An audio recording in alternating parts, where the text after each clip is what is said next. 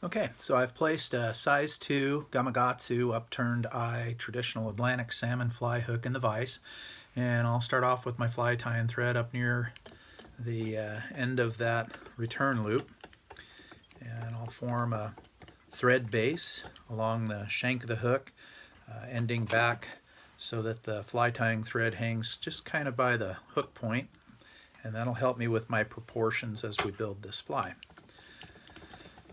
I bring my fly tying thread back up towards the eye of the hook, and I tie my wings in, especially my bucktail wings, in reverse. And that makes for a much more durable fly. You'll find your wings won't come loose, and fly will stay together much better. I always enjoy having a fly that will endure several encounters with the toothy steelhead, so it's kind of fun.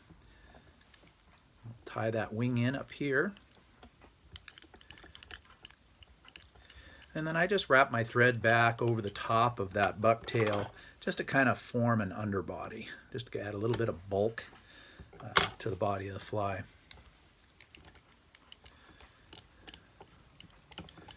Okay, now that I'm back here above the point of the hook, I'll select some of my hackle fibers that I'm going to use for the tail. In this case, I'm using some red schlappen, but you can use really any kind of color hackle fiber, or I'm sorry, any red colored hackle fiber that you want. And you want your tail to be about roughly 1.5 times the hook gap for length. Okay, so I get that lashed down good. You can also add a tag to this fly with some oval silver tinsel. In this case, I'm not incorporating a tag. I'm just going to go ahead and put in my butt, which is my green chenille. Don't have to go crazy with the butt, just a couple of wraps, all it needs.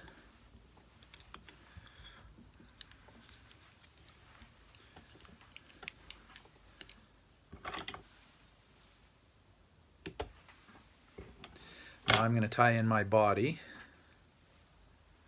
which is black chenille. Once I get that lashed down, I'll get my rib material, which is oval silver tinsel. I'm going to tie that in now. Bring your thread back up to about where the body's going to end. And you want to make a nice, flat, uniform body. I always figure steelhead give us their very best, so the least we can do is give them our very best and tie a fly that is attractive not only to them but also to us.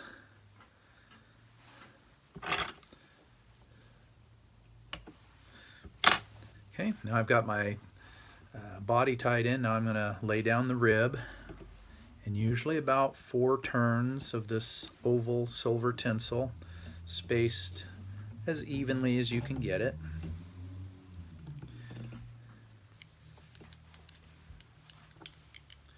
Going to tie that in.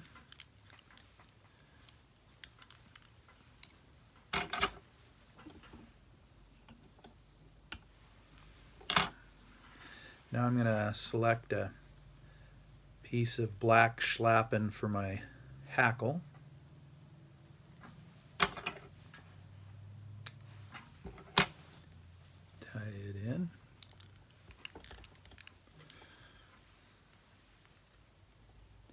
And I usually go about 2 or 3 turns of my hackle. You want enough to impart some movement to the fly while it's under tension swimming across current. You don't need a ton of it, but enough to give that fly a little bit of life and movement.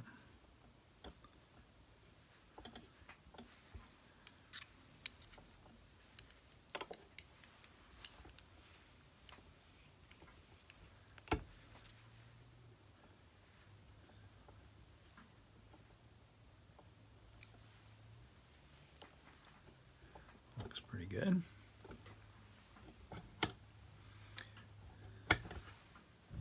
So now you grab your wing and pinch it kind of tight and pull it back over to the body of the fly. And now you're going to start wrapping your head.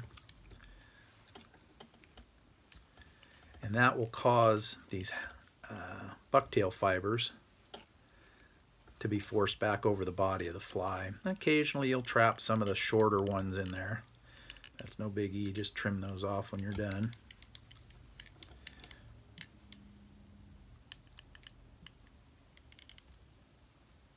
And you can see I'm cranking down on it pretty tight. I want this fly to be durable. And then I take a look at my wing and see how it's laying on the fly there. If it's not quite where you want it, you can always kind of pinch and rotate it a little bit. Looks pretty good. I'm going to trim off a couple of these little stragglers that I have. And that's basically it. I whip finish it.